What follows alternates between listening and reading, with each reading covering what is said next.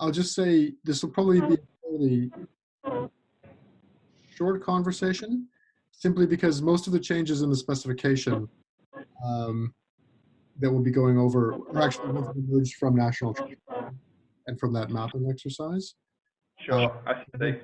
There's not going to be many surprises for you there, I don't think. Right, okay.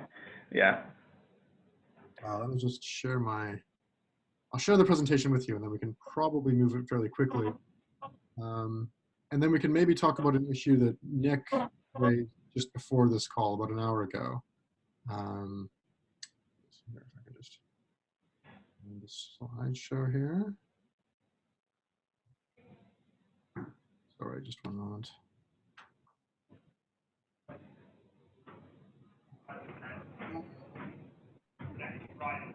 Are we talking about the publishing platforms issue as well, Tim? Well, I was hoping to. I think the difficulty is with the National Trust. I think we've already discussed that briefly. Hold on just a moment here.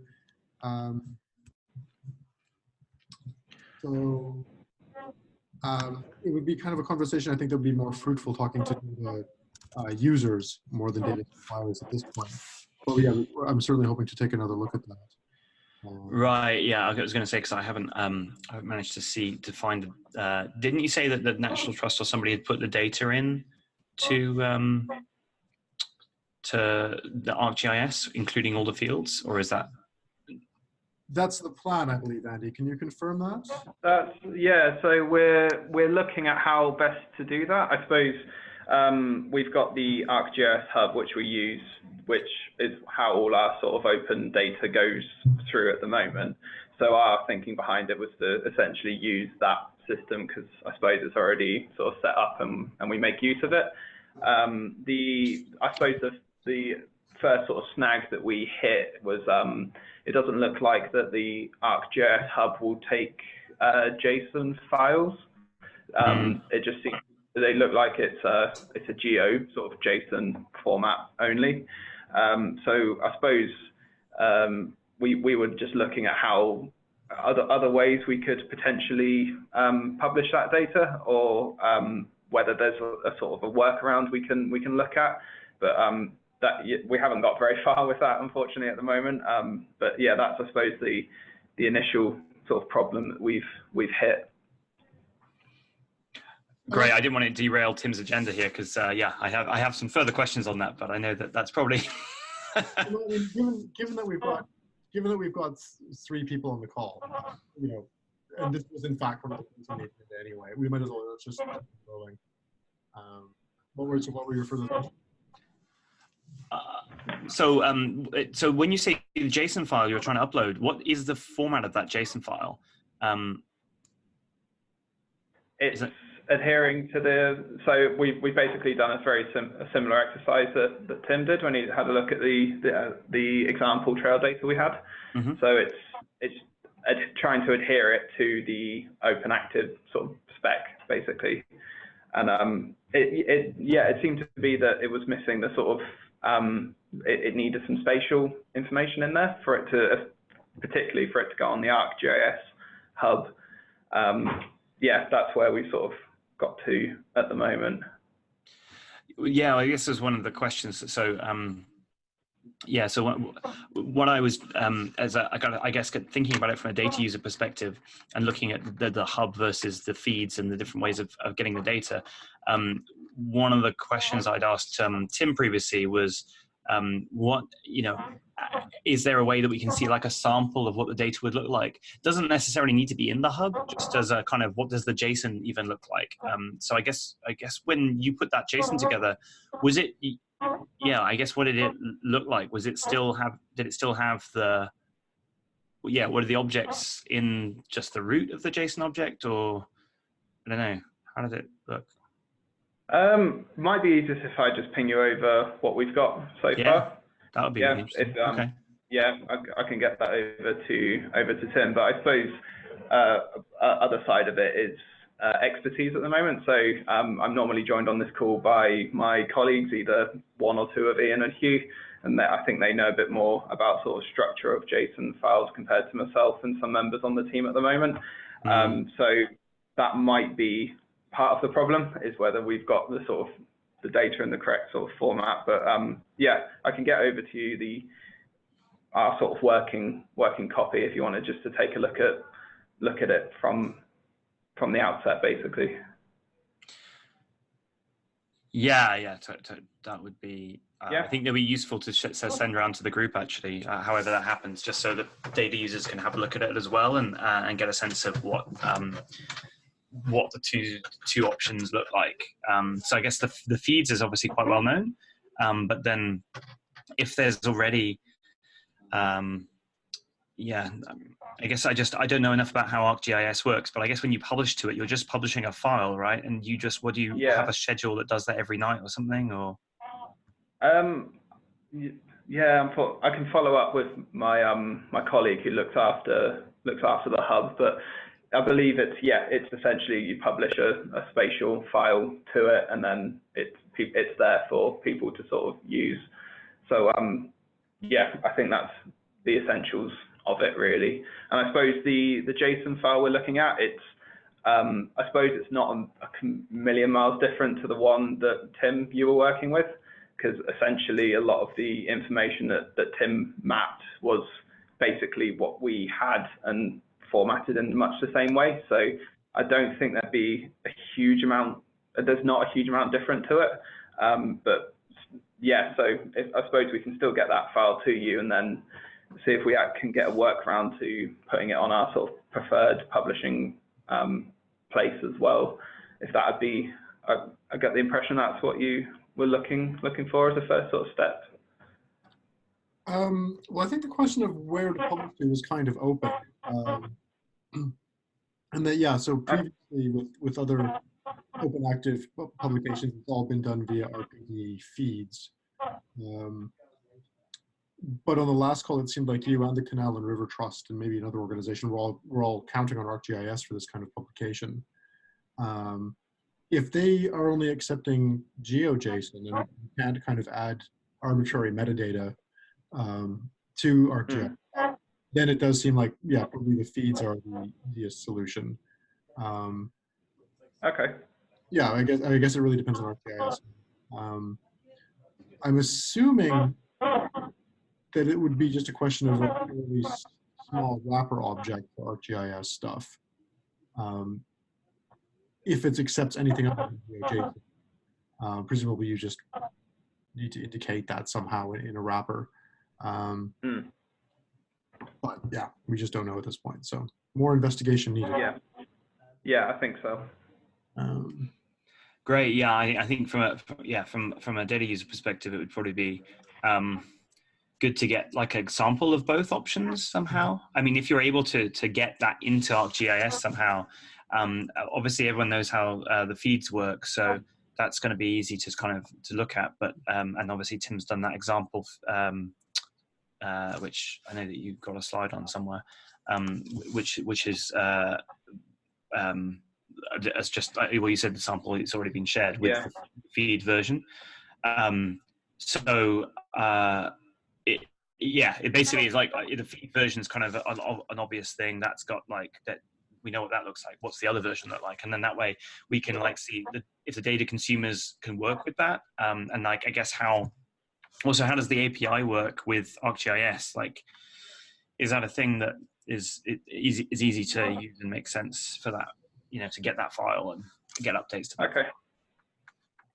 Yeah, sounds good. So I suppose when we were testing this, we were looking at sort of options to get it onto ArcGIS Online, just as trying to get sort of any of the source spec data out there. So yeah, we'll definitely follow that up. And I suppose from our side, I think it'd be really interesting. Myself, I'm not too familiar with how the feed side of things work, and it'd be really interesting to sort of understand a bit more about that from you both, and if ArcGIS is posing too many difficulties, perhaps that's a route we can follow down. That's my sort of thinking. It's well, see if we can get it onto sort of I suppose it's where all our open data is at the moment, so it's our preferred format at the moment. But it'd be interesting to see the other options that are available for sort of publishing this data. Okay, well, that'll be an action that I've noted down. Then I'll forward you information about publishing, just so you've got it there. And then, yeah, obviously just get back in touch with any questions you've got. Great. So it seems like we can't, I'm just thinking in terms of the, I know that get outside is probably not, and using roots is probably like a whole, maybe this is a dream at this point. But in terms of that, I guess we'll probably, there'll be a need to get the clarity on both those files first before we kind of go any further with figuring out the next bits. I think so, yeah. Cool. Okay. And I would also add, just for the sake of this discussion, that my impression is that the National Trust is actually progressing a bit further than other organizations here. That I think the lead organization right now is the NT. So yeah, nobody's moving faster right now. Right, that was good. Okay, so now to the agenda. You'll see that point 1 is introductions, which I think are probably unnecessary on this call. Point 2 is roots, publishing the data, which I think we've covered for as much as we can in this call. So yeah, this is just reviewing ArcGIS Hub and what National Trust data and Canal and River Trust data looks like on the hub. And then it looks like Canal and River Trust is hosting an ArcGIS Hub of its own. Yeah, so there's just some example data there if you want to, Nick, if you want to take a look. But just because I had a quick look at those, but they don't seem to have the actual data we're talking about in there, right? So we can't look for the roots metadata stuff. Yeah, they don't have any of our stuff. That's right. Yeah. Yeah, absolutely. Because I think that was a super interesting thing is almost trying to do a little like imaginary prototype of what it would look like to take the data out and access it. And if, for example, if it has to be buried in a bunch of GeoJSON, like how far down do you have to go to get that? They were the kind of questions. So sounds like we can, pick it up, like we said, when Andy's figured it out, hopefully. Yeah, sounds good. Oh yeah, and then we've got the RPDE information. I think we more or less covered. And then the remainder, the only other item on the agenda is really the update to the specification since the last call. But none of this is going to come as a surprise to Andy, because I think almost all of this sort of fell out from the attempt to map the Avebury wall to the specification. Sure. Annoyingly, also, there is something going wrong with our deployment pattern for the web page for the specification. I need to look at Heroku and see what the problem is, because none of the recent changes to the specification are actually reflected on what's available on the website right now. Yeah, it's great. I pushed everything to GitHub, and normally that cascades until it's visible on the front end, and that has not happened for some reason. But anyway, so the changes, just to review,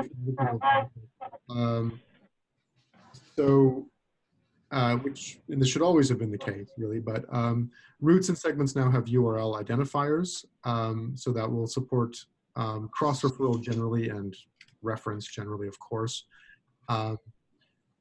The most immediate application is path alternatives, so in cases where 2 or 3 segments all exist as viable part 2 of a path, for instance, they can cross-refer to each other and say, okay, this is an alternative to this path, and this is an alternative to this path here.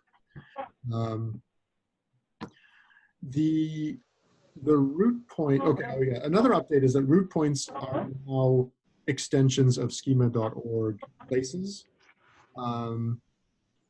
I have added, previously there was a public transport description attribute. I've generalized this into a transport description object so that you can add multiple kinds of transport modes to the root point, and a little description field for each of those.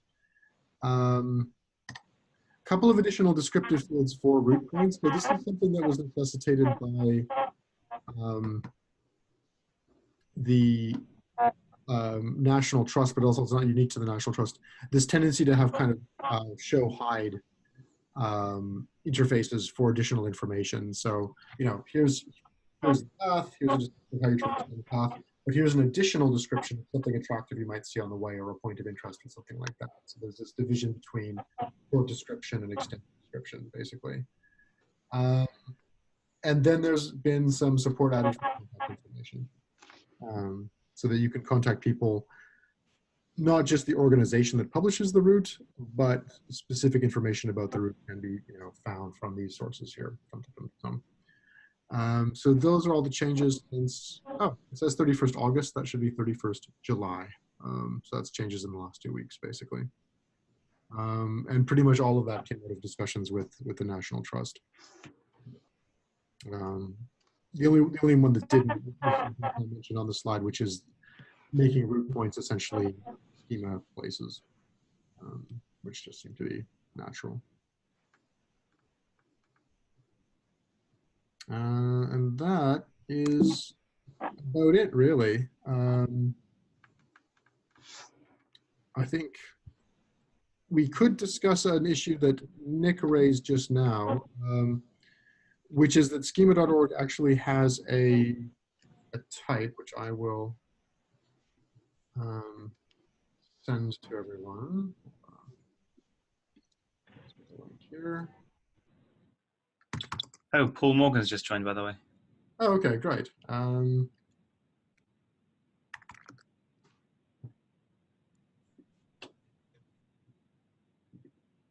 It might be worth revisiting the publication question then. Hello, Paul. Can you hear us? You're on mute. Hello? Hello? Yeah. Hi, yeah. Okay, great.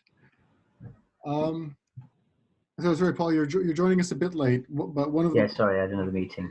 your feedback on is the National Trust was hoping to upload their routes data and routes metadata to Arcgis Hub, but I think they've run into some difficulties with that. And I was just wondering if you had any views on the viability of publishing data to Arcgis Hub. Well, I don't know on their instance. I don't know that we would publish it out through Arcgis Data Hub. It depends on how they've got it all set up, because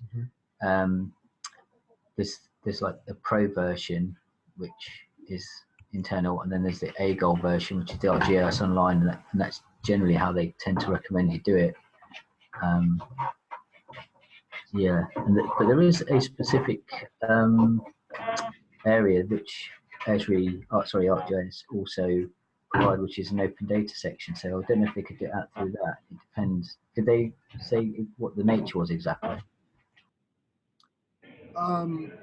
If I can summarize what Andy said, I think it was that essentially they were expecting GeoJSON and wouldn't really support anything else easily.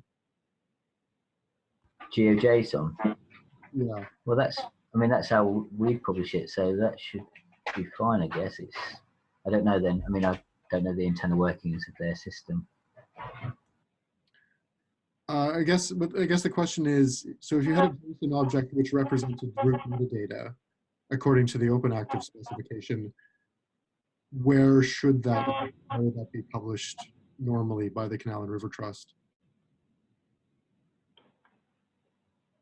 Would we publish it in Arcgis, or would we publish it through another endpoint? You mean?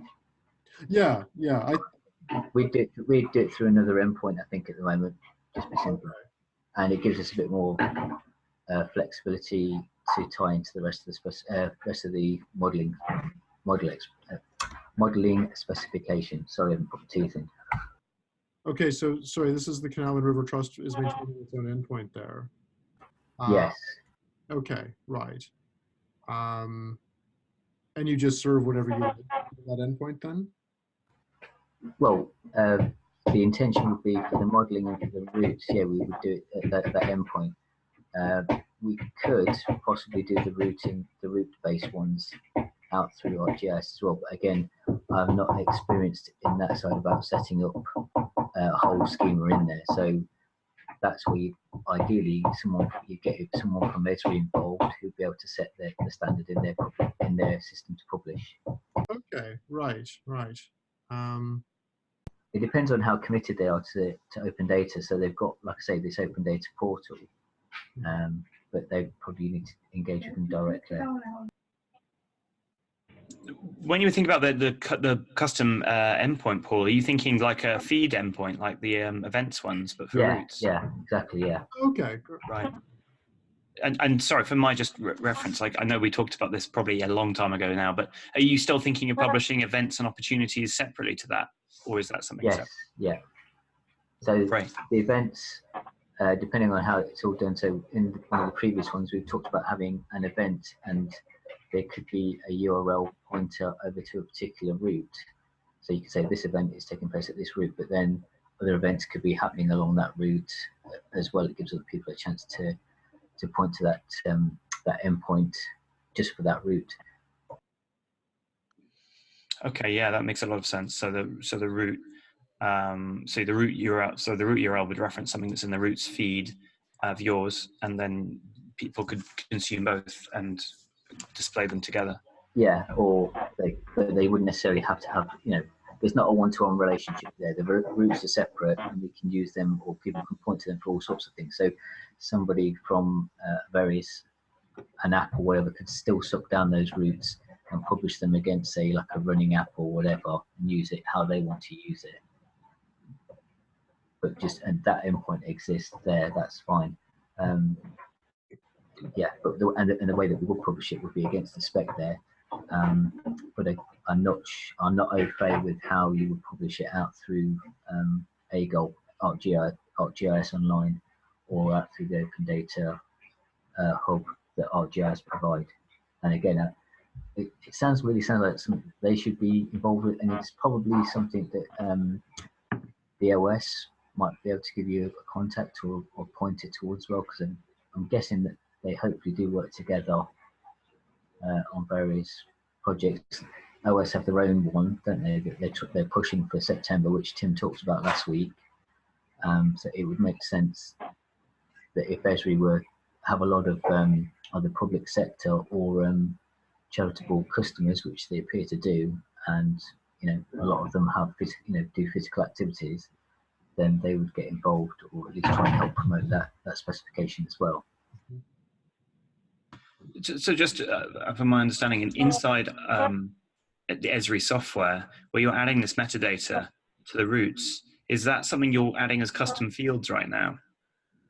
No, I'm not. I wouldn't be doing that, and I don't know that we would do that. All I would do is we would pull the data that we've got from ArcGIS, from AGOL, and transpose it into the specification says it should be represented. So all the data that's currently the specification requires, just descriptions, images, all the stuff. Is that currently in ArcGIS, or is that not yet, or would it never be? For us, it's not. No, it's not all in there. It's in different places. So that's where we aggregate it together, and then basically would spit out the feed. Same as for the events modeling specification. Right. I don't see why you couldn't do it maybe in ArcGIS, but just on the sort of very sort of high level interactions I've seen from it.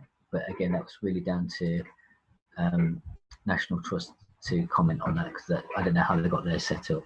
You can put various bits of metadata or other fields against it. It's a lot of it is mimicked against the database, a database that you've got underlying it. So if you had the fields in the database, in theory they should pull through, but again, some of that's conjecture on my part at the moment. Mm-hmm. So I guess just so stating an assumption here. So if this is from both of you, probably your own websites have routes on them. The information that's on those websites partly comes from the GIS software, partly comes from other places such as the images and descriptions and etc. And it's pulling those together into that format. And so what Paul, you're saying is actually that will then get spat out as a feed separately, in the same way as the website that's already probably pulling that information in. This is just another output. Yes, that's how I see it in my mind, although even on the geodata, we've got some of that in ArcGIS and some of it not in ArcGIS as well. So we've collated it from elsewhere just over time. So Right. Okay. so there's probably an exercise we'd need to do at some point to put it in there if we were going to have that as our canonical data source for geodata. Is that the same with you, Andy, in terms of the way the CMS works and your images and descriptions, or is that all in ArcGIS? I believe so. I think there's, yeah, I think that as you've just discussed, I think there's separate bits. So there's some in that sort of held in a spatial way, and then other bits sort of pulling it together. I believe that's how it works, but I'm not. Don't hold me to that. I can find out and let you know. But I believe that's how it's set up. Cool. Okay. So this is more a question to Andy then. So do you show maps with your routes on your website at the moment? We do, yeah. So I think they're just there as a static sort of image that's or as a sort of a more downloadable pack. So I'm not. I think that's pulled in from a separate sort of CMS, but that's what's there.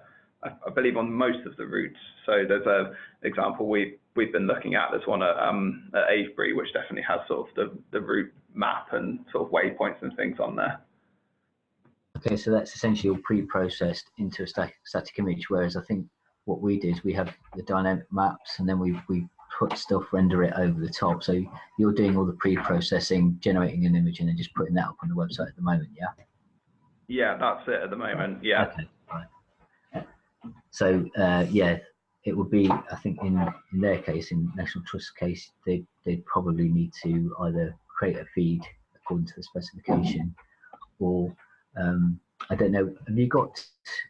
This is to Andy. Have you got ArcGIS Online as well, or have you just got the Pro server or Server Pro? Yeah, we do. We've got ArcGIS Online, and I believe we also have the open data sort of portal. So what we were looking at was how sort of because we are thinking about potentially putting the routes data through ArcGIS Online and how that was sort of possible.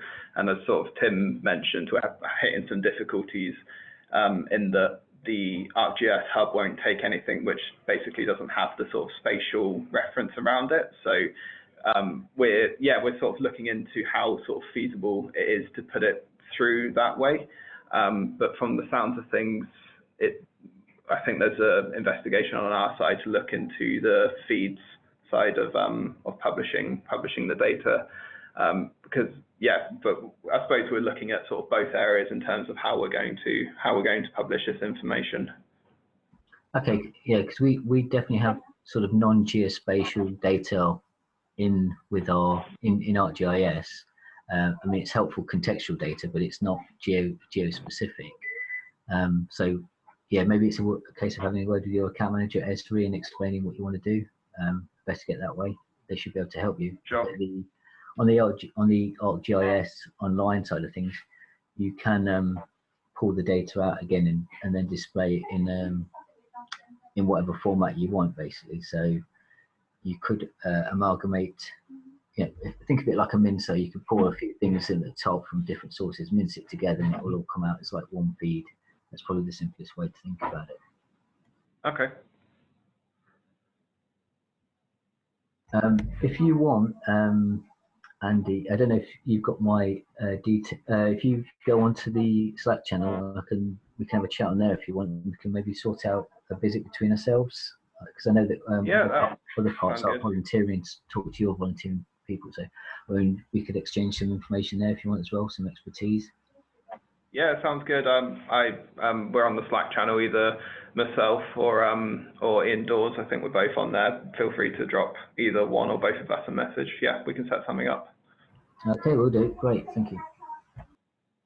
Okay, fantastic. It'd be nice if we can all help each other move forward there.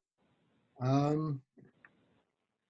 suppose one point we sort of slightly touched on with regard to having separate feeds is the question of whether opportunities should be in the same standard or in separate standards.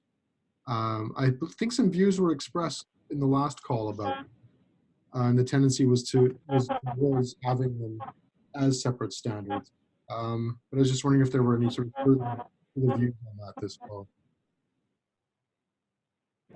Personally, I'd like them to be separate because it allows you to move at different speeds.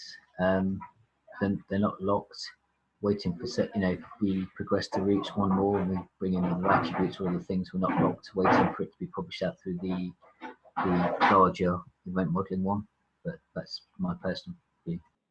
Right. Okay. So you just want it to be more agile in that way. Yeah, and vice versa. There might be things that we in the events one that happen because you've got things like the booking one as well that also is played into that. That might move along and affect other things. So I'm more of an advocate of having smaller specs and pieces which then can plug together like a microservices architecture basically. Right. Okay. A more modular kind of design there. Right. Andy, do you have any views on Sorry, it's not quite my sort of area of expertise really. But from the sounds of things, what you've been saying sort of makes sense. Again, yeah, Nick. So I think you've sometimes expressed. I look at this from a slightly different point of view because we're obviously there's a whole bunch of tooling built around all of this, and so I guess there's a. But I hadn't heard what you were saying there, Paul, about the different speeds because that is definitely an interesting consideration. I guess the other side of the considerations worth thinking about are if you've got systems that are implementing different specifications and they're talking to each other, then you need to usually test them in combination. So it's a kind of minor nightmare with booking right now because booking has kind of gone its own way for reasons of I guess historical reasons really, but because if you've got version 1.0 of booking with version 2.0 of the modeling spec, or version 1.1 of booking with version 2.1 of the modeling spec, or 1.0, and so there's like a combinatorial explosion that happens as every possible version that works with every other possible version. So when systems interact, they've got to figure out what version of everything they're using, and this is a particular problem when you've got mixtures of things. So for example, if you've got a routes feed which includes the activity list. The activity list is from the modeling spec. So when you say what version is my routes feed, well, the routes feed could be routes 1 modeling spec 2.1, or it could be routes 1 modeling spec 2, and that's just one feed. And then if you've got another events feed, the events feed could actually also be a different events feed could be modeling spec 2, the routes feed could be modeling spec 2.1 and routes 1, because maybe routes 1 required something in 2.1, you see what I mean, that needed it to be updated, but then the other feed wasn't. But isn't that why feeds should be versioned? Because then when the integrator or the consumer chooses what version they're working against.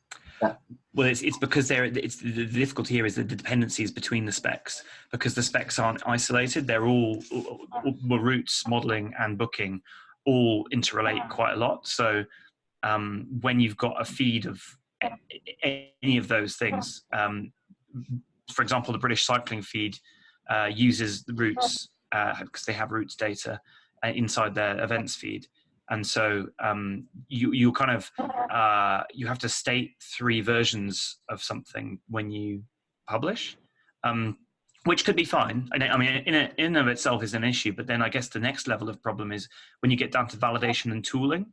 So some libraries that we have, for example, the .NET library, currently only works for the modeling spec, and we're just looking at ways to update it to the booking spec now, and then subsequently the routes spec. So if you've got a .NET system and you've got routes built in, so your CMS, for example, you can easily use that spec to shorten your development time. Use the library to shorten the development time. If that library itself, then does that have to be split into 3 components? Does the library have a routes component, a booking component, and a modeling component? And then does the library itself have to be versioned accordingly? I suppose the more combinations of things there are to test, and then the library, and then the validator is the same. Does the validator test for combinations of things? So the validator needs to work. You might have 3 drop downs on the validator that says what version of modeling you're using, what version of routes you're using, and what version of booking you're using.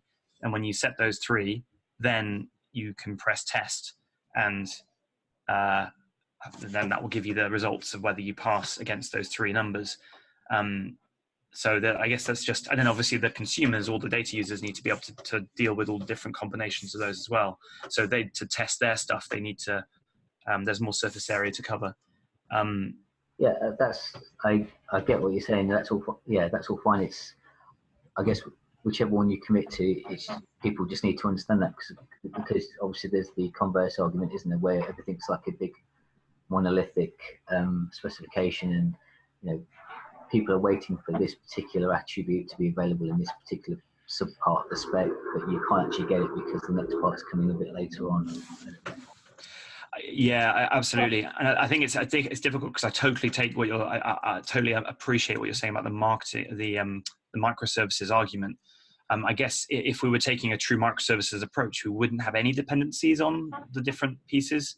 Microservices, as you know, they usually have a well-defined interface between two independent things which are able to grow at their own pace.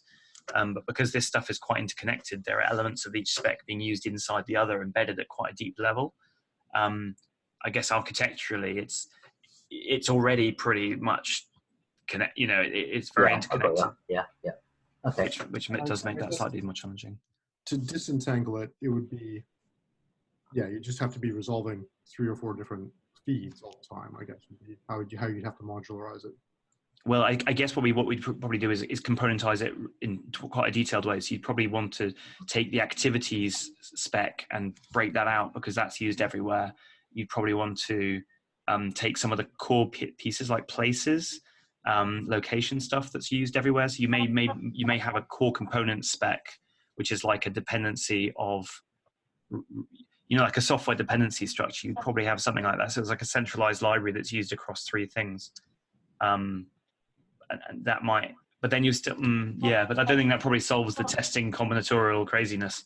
I think you probably still, all the software and tooling and validators all come with the same level of interrelated stuff. Because at the end of the day, as you say, Tim, like as long as a feed contains more than one spec, because activities are kind of an underlying component, for example, they probably always will. And because the booking spec embeds modeling opportunities, and because the root spec can be embedded in an opportunity as well, I guess it's quite likely that they will be embedded in each other. Yeah, I mean, you end up with a lot of pointing URLs is what would happen. I mean, you'd be sort of, linking across multiple feeds all the time. Right, like a lot in direction. So the only problem for me, or selfishly thinking from our point of view, is that if the routes is embedded in the event spec, it makes it more cumbersome for us to obviously publish all those routes. One of the goals, I think, early doors when we were talking about the routes was having, and lots more people were interested, was having the routes available so they could just consume them as is, without having to attach them to an event, which has a temporal nature to it, so it disappears. Whereas you want something that maybe is permanent there, can always be referenced. Sorry, to be clear, it's an implies relationship, I guess. So just because you have everything in one spec doesn't mean it can't be broken into different feeds. Great. Okay, I see what you mean. Yeah.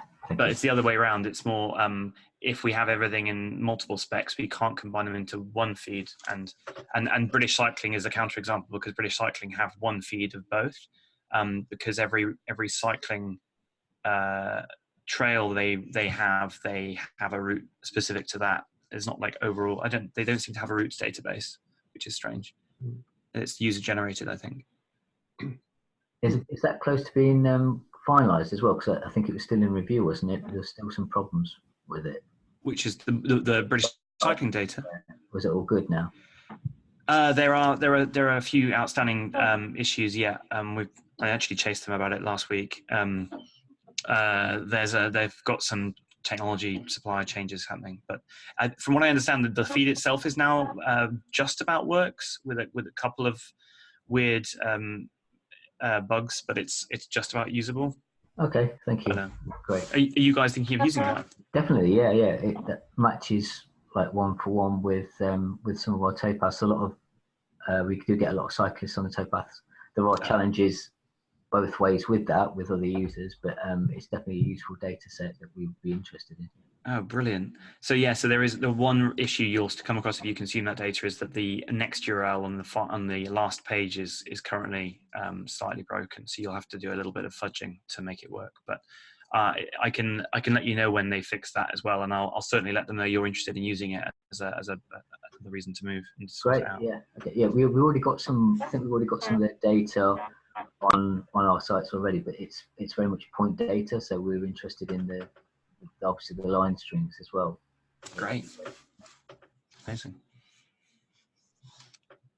Okay, cool. So we've got about another 10 minutes on the call if we want to use it. I guess I'll just leave that open for any other business at the moment.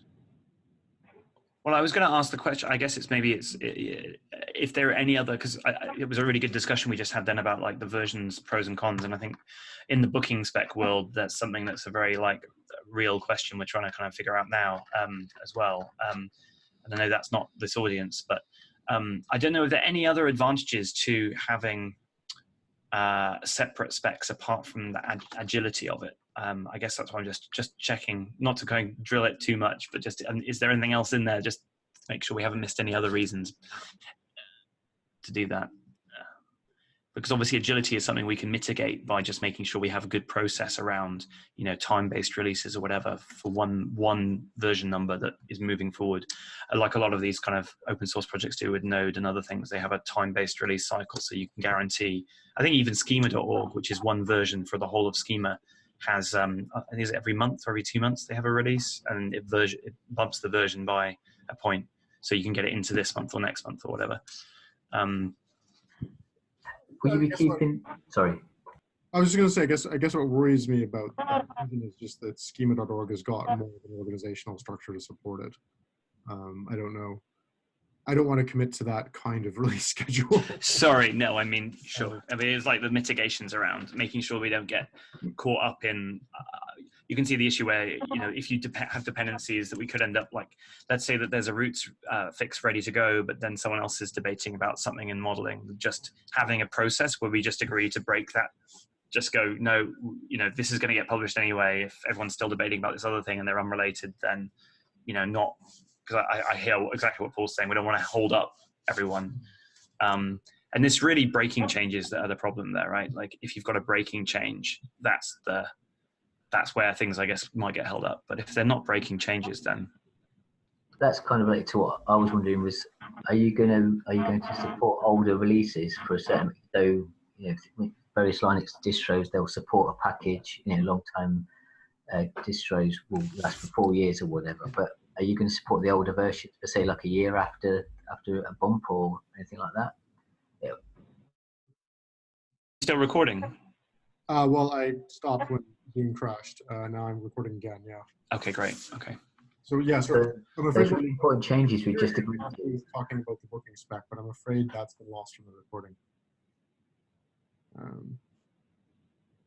Sorry, Paul, did you want to say your last what you were saying again? Well, just that.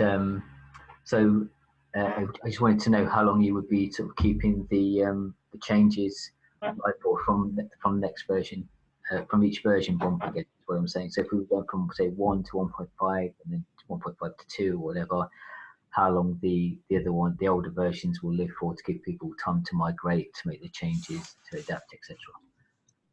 So I can speak to the deprecation policy that's in the spec or that's close to that, which is that there isn't, I mean, the spec kind of, it doesn't die at the moment because the version of the validator, then the validator can support the old versions of the okay, and that'll be the same as the root. Yeah. Okay. But that said, I mean, assuming roots and modeling spec are actually but one spec, then it's just still the modeling spec. So there's just one version. So that would make roots version 2.1 of the modeling spec. And then 2.1 will be in the validator to use, well, because that's a non-breaking change, the validator will still validate against as it is. If there are any breaking changes to make, that's where then we get to create a new version. That would be version 3. Okay. Yep. Fair enough. And that's where you get the kind of breaking changes, and that will be then how long do we keep version 2 for? But it's within the project kind of at the ODI that's been encouraging people to get data open. We very much encourage people to open to the latest version of the spec. And in the contractual obligations document, which is the one that suppliers are given by their publishers, the document I think says a year. So I think it says every year you should aim to update to the latest version of the spec. So that helps. So OpenActive specs will live on forever. They're not built in with a time like a time bomb to explode. But everyone that's implementing the specs is being told to update at least once a year if they can to the latest version. Okay, yeah, sorry. Yeah, when I was thinking in my head, I'm thinking specs I'm equating to some almost like feed versions. Do you know what I mean? So when you're publishing a feed, it might be against version 1, then against 1.5, and then 2, etc., and supporting all those. But you don't have to worry about that. It's just purely the publishers that have to worry about that side of things, and the consumers. So I'm just rubber ducking. That makes sense in my head, what you just said. Yeah, so the publishers would need to update every year to the latest, so that so all the endpoints end up at the latest version, I guess. So. And you say contractual obligations, but as far as I'm aware, we don't actually sign anything. We just sort of hopefully commit to publishing out those things. Yeah, you guys haven't. You're not. So the contractual obligations are the ones that are being given by from organisations to their suppliers. Obviously, you guys are in a great position because you're your own suppliers, I suppose. But in the cases where, so when you've got leisure contracts, for example, that run for 5 years, in those contracts baked in, you must every year update to the latest version. That's given to the system supplier of the leisure centre. Okay, thanks. Yeah, that explains it. Yeah, you're in a lucky position there. Depends which position you're in. Yeah. Yeah. Okay, well, I think I'm about done. I'll contact Andy on the Slack channel afterwards, if that's okay. Yeah, if you can just make sure you get it over a channel that we can all see, just so I know what, and keep track of where the problems are, that'd be great. Sure. Yeah, if that's okay with you guys. Okay, we're 4 minutes off the top of the hour. So any other quick comments, questions from anyone? Nothing from my side. No, I think we covered everything. Nothing from my side either. Thank you. Okay, great. Thank you very much. Thank you. Thank you. Bye. Thanks, guys. Cheers. Bye.